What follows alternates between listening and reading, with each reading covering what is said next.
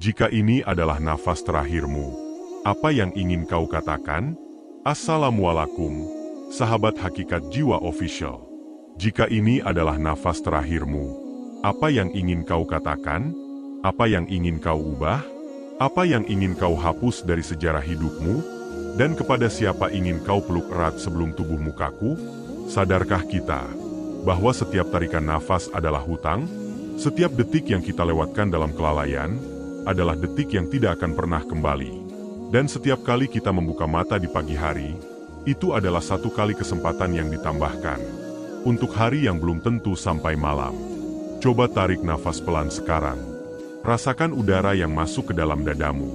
Itu adalah nikmat. Itu adalah pinjaman. Dan itu adalah batas waktu yang mendekat, satu tarikan lebih dekat pada akhir. Bayangkan, hari ini kamu bangun seperti biasa. Minum teh, cek HP, tertawa, lalu mandi. Tapi tanpa kamu tahu, ini adalah hari terakhirmu. Tanpa firasat, tanpa isyarat, tanpa aba-aba. Begitulah kematian datang. Tanpa mengetuk pintu, tanpa mengirim pesan. Ia tidak peduli apakah kamu sedang sehat atau tidak. Apakah kamu sedang bahagia atau galau. Apakah kamu masih punya rencana, target, keinginan, atau cita-cita. Kematian hanya datang dan mengajakmu pulang. Hidup ini tidak pernah menjanjikan kesempatan kedua. Jika kau terlewatkan satu sholat fajar karena tidur, maka waktu itu sudah tak akan kembali. Jika kau lewati satu kesempatan memeluk ibu, maka mungkin esok ia sudah tidak bisa menjawab. Iya, ketika kau panggil, kita sering menunda. Padahal hidup tidak pernah menunggu. Kita berkata, aku akan taubat nanti, kalau sudah tua. Tapi, siapa yang menjamin kita akan tua? Berapa banyak orang yang mati muda?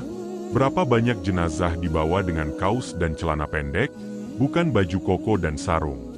Karena mereka tak sempat bersiap. Di dunia ini, kita bisa menunda semua hal. Menunda kerja, menunda bayar utang, menunda datang ke undangan.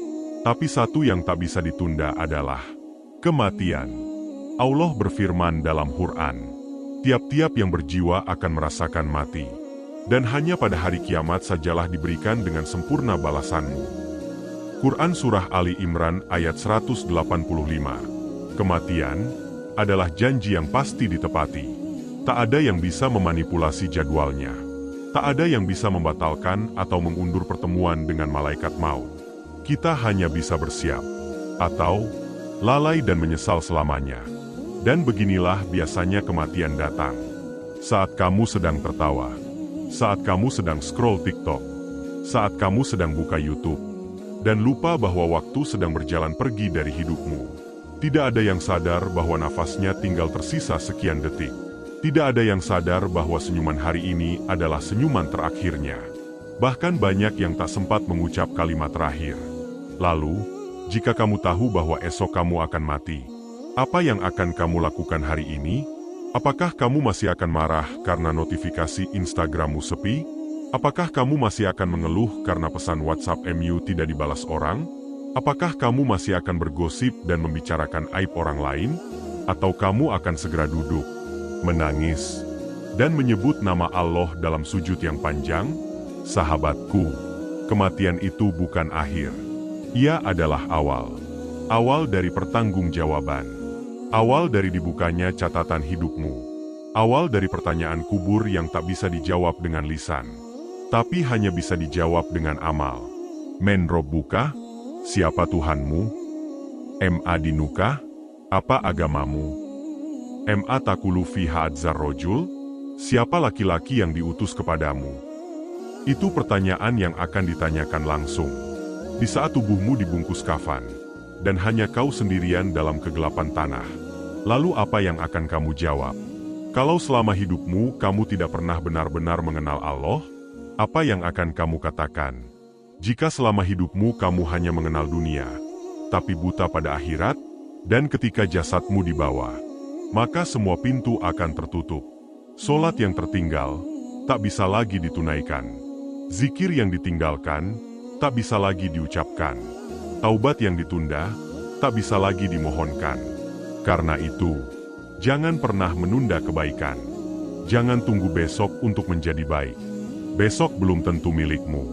Terkadang, orang yang paling banyak menunda tobat adalah orang yang paling cepat dipanggil pulang. Masihkah kamu menunggu? Masihkah kamu mengejar dunia yang tidak akan pernah kenyang? Masihkah kamu berlari dari panggilan Allah? Padahal pintunya selalu terbuka untuk hamba yang pulang, karena setiap detik yang kita hirup adalah satu detik lebih dekat ke liang lahat. Dan setiap hari yang kita lewati dalam kelalaian adalah satu hari yang menjauhkan kita dari rahmat Allah. Wahai diri, berhentilah sebentar, duduklah sejenak, dan tanyakan pada hatimu, sudahkah aku siap pulang malam ini? Sedikit cerita nyata, Raf Seboji. Namanya Raffi. Raffi adalah tipe orang yang mudah disukai. Senyumnya ramah, gayanya santai, omongannya sopan. Anak baik, kata tetangga-tetangganya. Ia lulusan kampus ternama di Jakarta. Baru 2 tahun kerja di sebuah agensi besar sebagai desainer digital. Karyanya keren. Hidupnya terlihat menyenangkan. Instastory-nya penuh senyuman, kopi hangat, tawa, dan kuote-kuote hidup bahagia. Raffi punya semua hal yang anak muda inginkan. Gaji di atas UMR, laptop mahal, HP terbaru, motor metik kekinian, followers 5.000-an yang selalu nge-like postingannya. Tapi satu yang tidak ia punya, waktu untuk Allah. Raffi sering telat sholat, atau lebih jujur lagi, sering tidak sholat. Dia tahu itu dosa, tapi selalu berkata dalam hati, Allah Maha Pemaaf, nanti aku taubat. Masih muda ini, baru 27. Kalau nanti udah nikah, udah settle, baru deh mulai rajin ibadah. Suatu malam, sahabat lamanya, Dani, menelponnya. Dani berubah sejak 3 bulan terakhir. Lebih religius, lebih tenang. Dia ingin ngajak Raffi ikut kajian online. Raf, yuk ngaji bareng. Ada ustadz keren bahas soal mati dan akhirat. Nanti aja Dan, jawab Raffi santai. Gue belum sempat. Deadline numpuk. Bro. Padahal malam itu, Raffi hanya habiskan waktu scrolling TikTok, nonton video kucing, dan buka-buka marketplace, nyari diskon barang yang bahkan tidak ia butuhkan. Hari berikutnya, Raffi masuk kerja seperti biasa. Ngopi pagi di kafe dekat kantor, lalu kerja sambil pakai headset. Ia sempat posting di IG Story. Kamera dengan kilat, life is good, deadline done, weekend ready. Pulang kantor, ia mampir beli ayam goreng, dan pulang ke kosan. Waktu maghrib sudah lewat. Sholat? Tidak. Dia lelah. Katanya, besok aja. Selalu besok. Ia makan malam sambil nonton YouTube. Lalu tertidur di sofa. Itulah malam terakhirnya. Keesokan paginya, ibu kosnya curiga. Raffi tidak keluar seperti biasanya. Kamar terkunci dari dalam. Diketuk, tidak ada jawaban. Dipanggil, sunyi.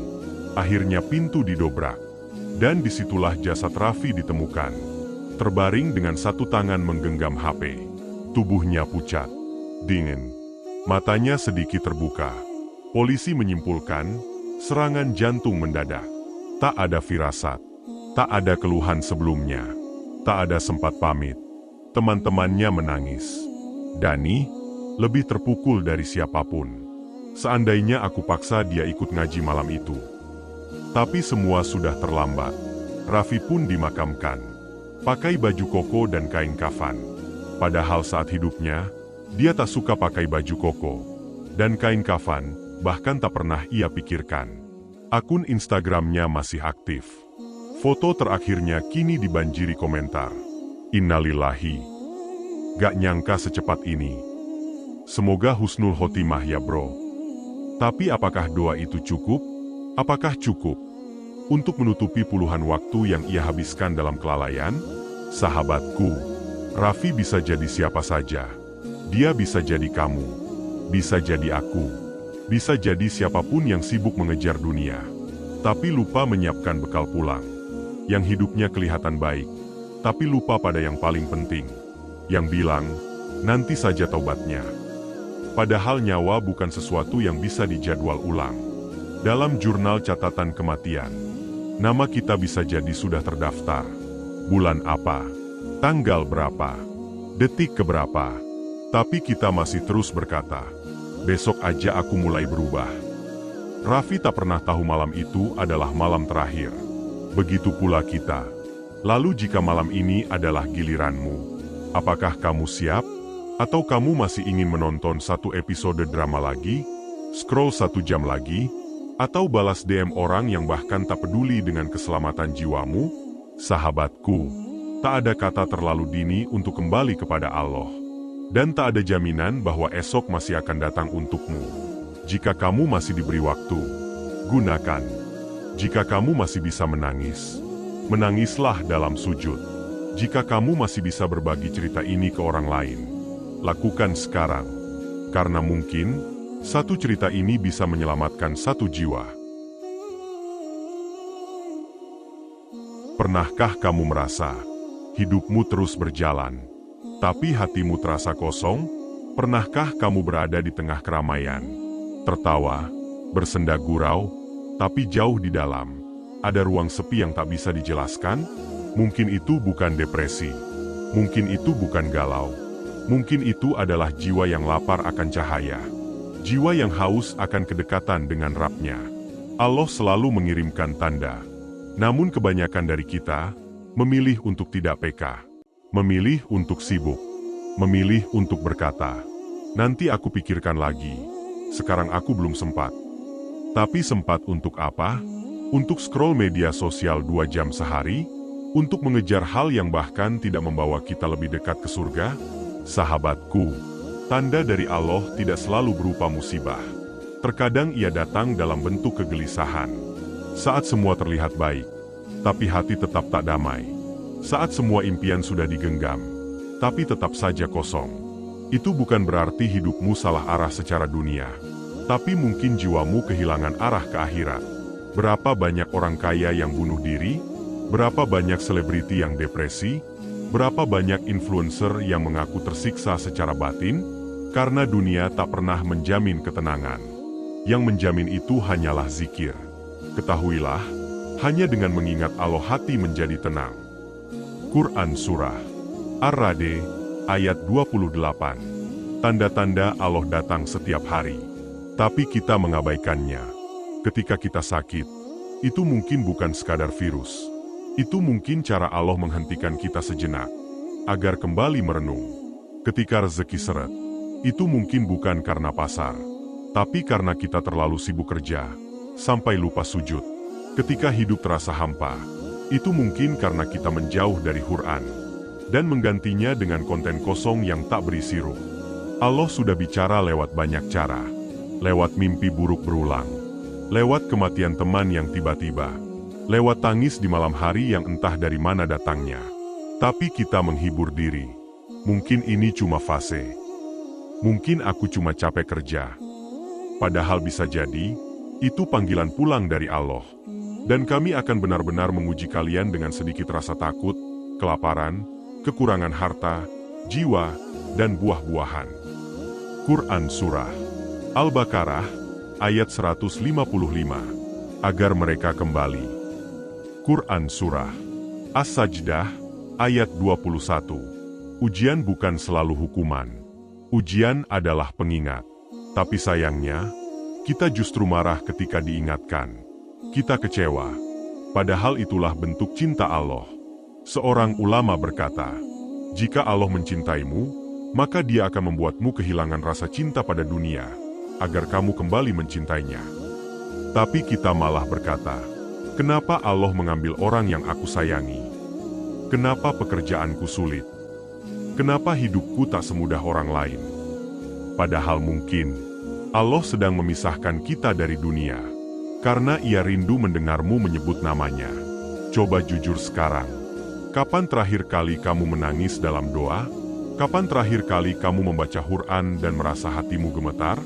Kapan terakhir kali kamu berkata, ya Allah, aku lelah, tapi aku ingin kembali pada MU.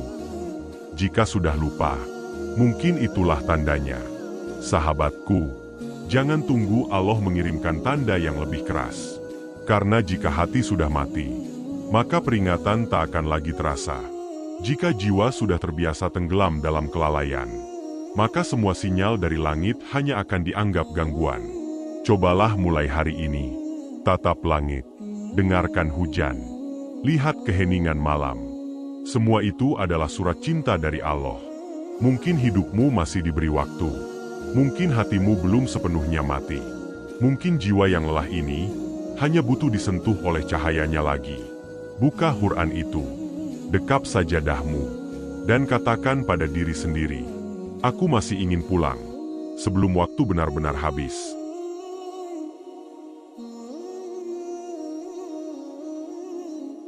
Dunia ini, tempat yang indah, mempesona, dan menggoda.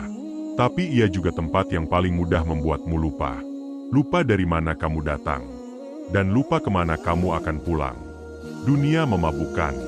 Ia tak perlu minuman keras untuk membuatmu hilang arah. Cukup dengan satu notifikasi, satu pujian, satu pencapaian kecil. Dan kau mulai merasa, aku hebat, aku cukup, aku kuat sendiri. Padahal semuanya hanya sementara. Sangat sementara. Kita bangun pagi, buru-buru kerja. Kita lembur, lupa makan, lupa waktu. Kita scroll HP sampai larut malam. Buat apa? Untuk beli rumah yang suatu hari akan kita tinggalkan? Untuk beli baju yang akhirnya jadi kain kafan?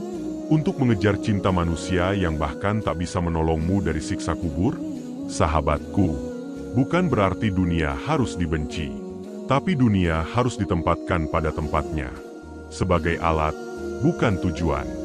Masalahnya, kita sering menjadikan dunia sebagai poros hidup. Seolah semua harus tentang karir, tentang harta, tentang validasi, tentang jadi lebih dari orang lain. Rasulullah bersabda, dunia itu penjara bagi orang mukmin dan surga bagi orang kafir. Hadis riwayat Muslim. Tapi kita ingin menjadikan dunia sebagai surga. Tanpa sadar, kita sedang menyempitkan ruang akhirat kita. Coba renungkan.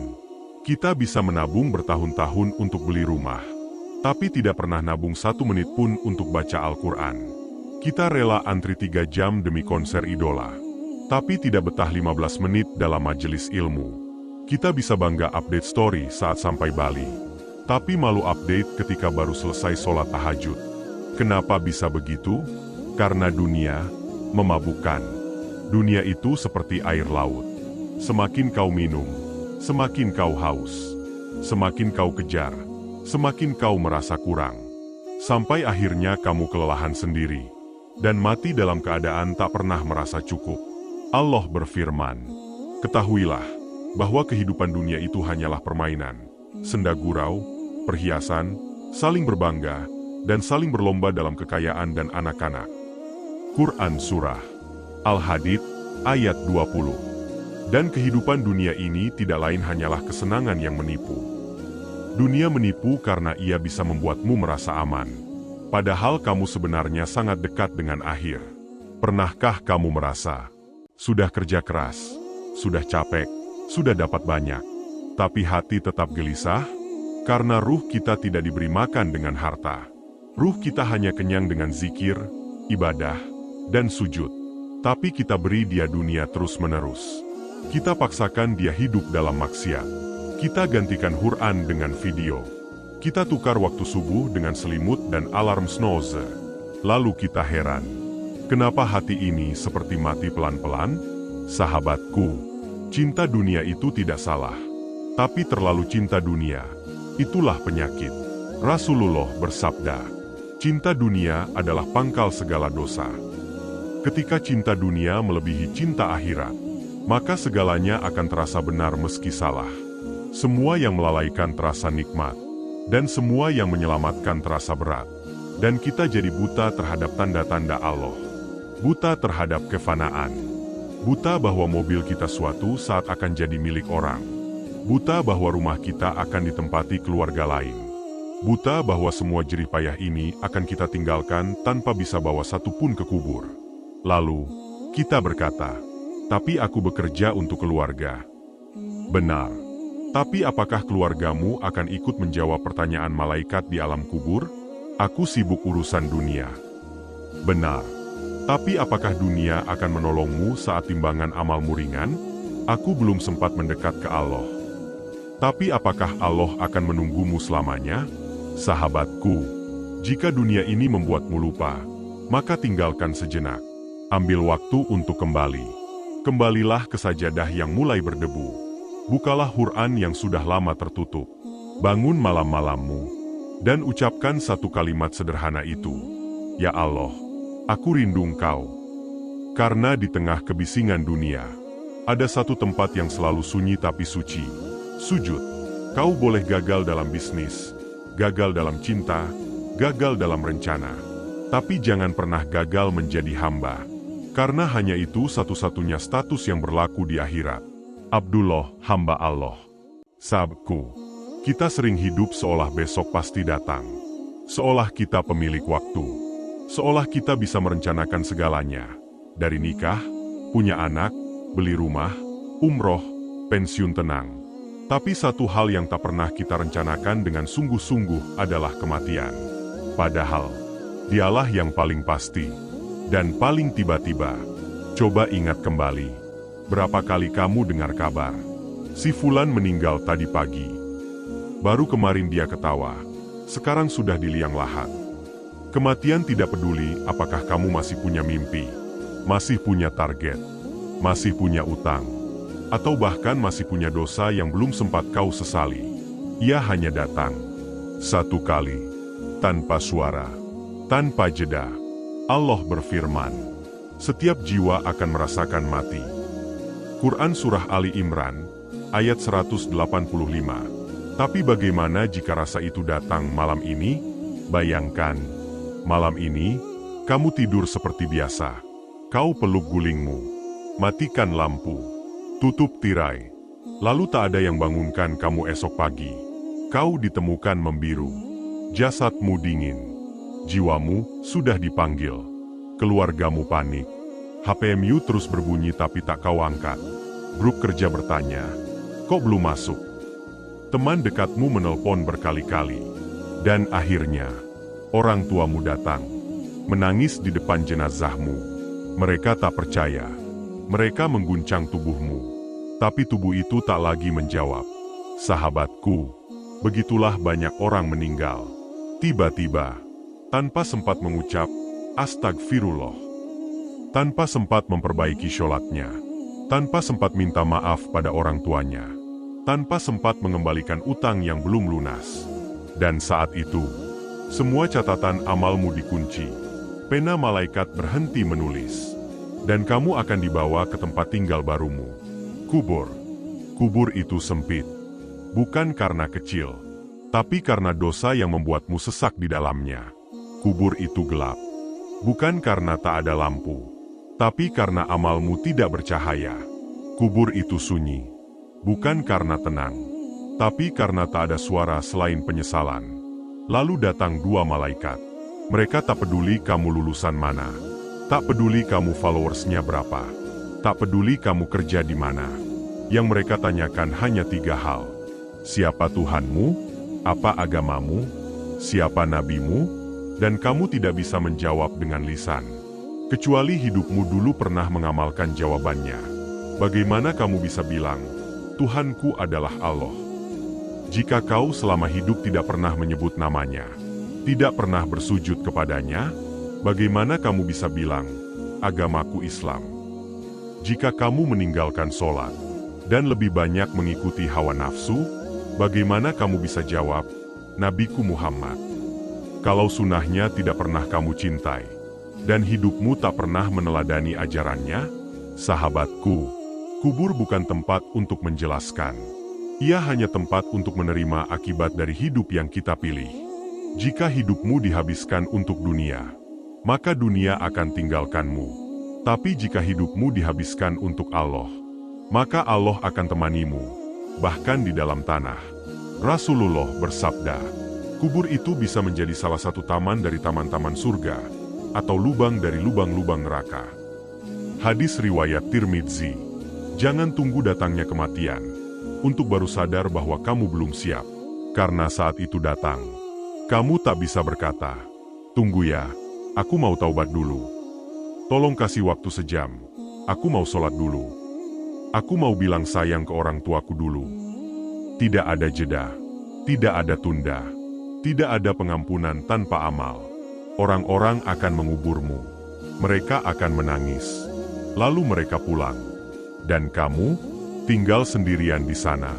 Tak ada signal, tak ada chat, tak ada story, tak ada musik, tak ada notifikasi selain hisab. Maka dari itu, hari ini, detik ini, saat ini, jangan tunggu lagi. Kembalilah sebelum akhir benar-benar datang. Karena saat itu tiba, semua pintu akan tertutup. Dan hanya satu yang dibuka, pintu penyesalan. Setelah semua keindahan dunia sirna, setelah semua yang kita kejar menguap seperti asap, lalu tinggal satu pertanyaan besar yang menyelimuti kita. Apa yang aku bawa pulang? Bukan koper, bukan dompet, bukan sertifikat atau ijazah, tapi amal. Amal itu adalah satu-satunya hal yang menempel erat di tubuhmu. Saat semua kain lepas, saat semua status hilang, dan saat semua yang kamu cintai berdiri jauh di belakang, tak bisa menolong. Sahabatku, kita terlalu sibuk menabung dunia, tapi miskin sekali menabung akhirat. Kita hafal cara investasi yang bagus, tapi tak tahu pahala dari sedekah subuh. Kita hafal kode promo Shopee, tapi tak tahu arti dari hasbunallahu wa ni'mal wakil. Kita sibuk belajar teknik marketing, tapi tak pernah belajar mengenal Rabb yang menciptakan kita. Padahal, amal itulah satu-satunya bekal saat malaikat bertanya. Ia akan menjadi penerang di alam kuburmu, menjadi pelindung dari azab, menjadi penyelamat saat hari hisab. Tapi hari ini, coba buka catatan amalmu. Kalau bisa, berapa banyak waktu yang kau habiskan untuk dunia? Dan berapa banyak untuk Allah? Mari hitung sejenak. Kamu main HP 6 jam sehari, tapi sholat hanya 5 menit dan sering ditunda. Kamu nonton film 2 jam semalam, tapi baca Quran cuma sekali seminggu. Kamu ganti baju setiap hari, tapi wudhu kamu bolong-bolong.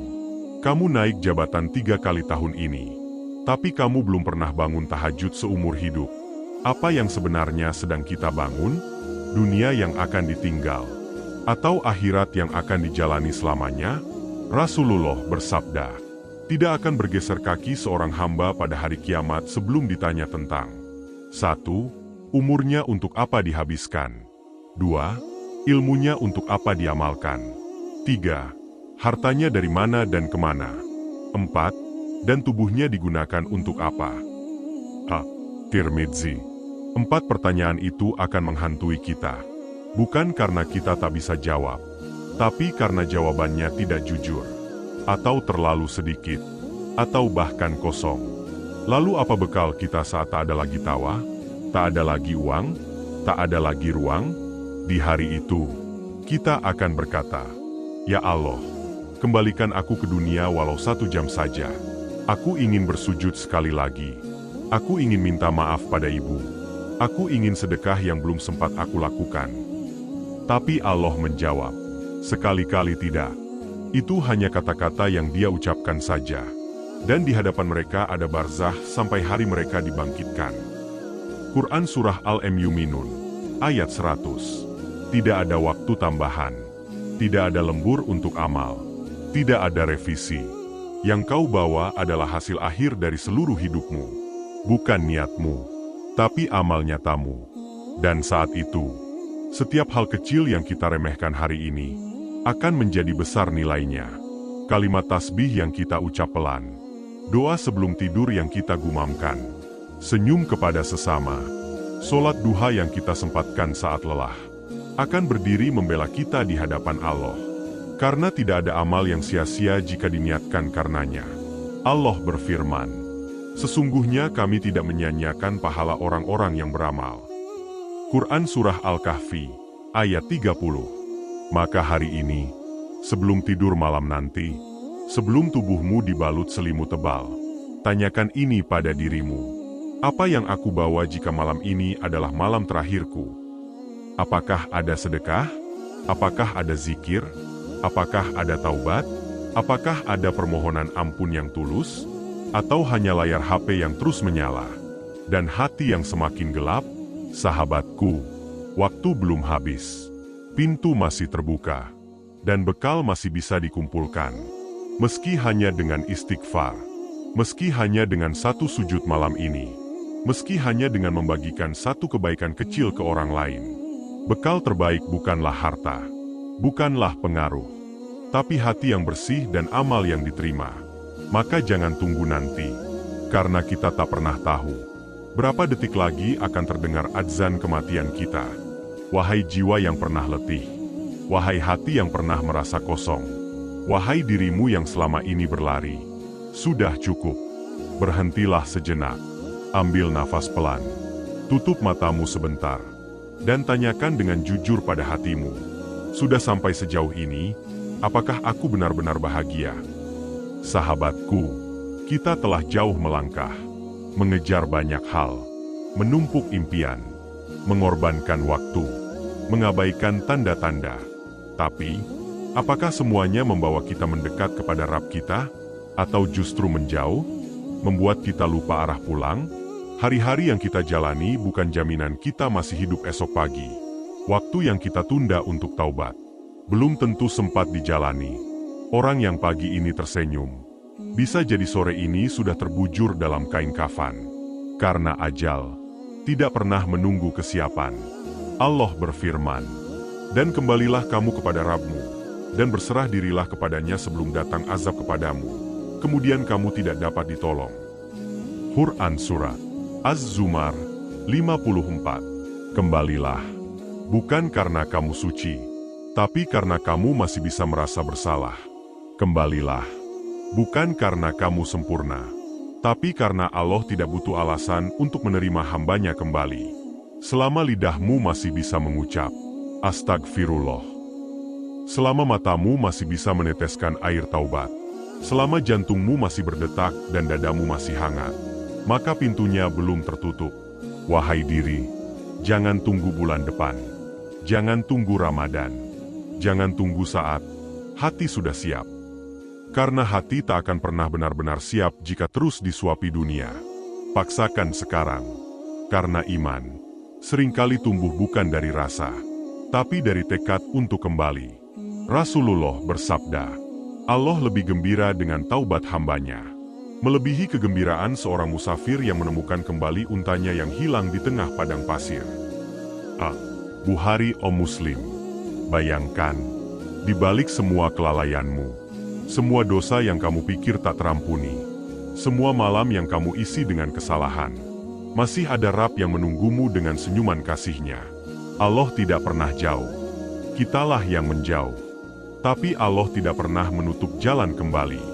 Tidak pernah. Maka malam ini, sebelum tidur, ambillah air wudhu, buka sajadahmu, dan sujudlah dengan hati yang hancur. Katakan padanya, Ya Allah, aku malu, aku jauh, aku lalai, tapi aku ingin pulang. Dan percayalah, air mata yang kau teteskan karenanya lebih berharga dari seluruh kekayaan dunia. Satu sujud yang kamu lakukan malam ini lebih berharga daripada ribuan pengikutmu di dunia. Satu istighfar tulus bisa menjadi penyelamatmu saat malaikat maut menjemput. Karena hidup ini bukan tentang siapa yang paling sukses di dunia, tapi tentang siapa yang paling siap untuk pulang. Maka pulanglah, sebelum kamu benar-benar dipanggil, sebelum jasadmu dipeluk tanah, sebelum nama lengkapmu diukir di batu nisan.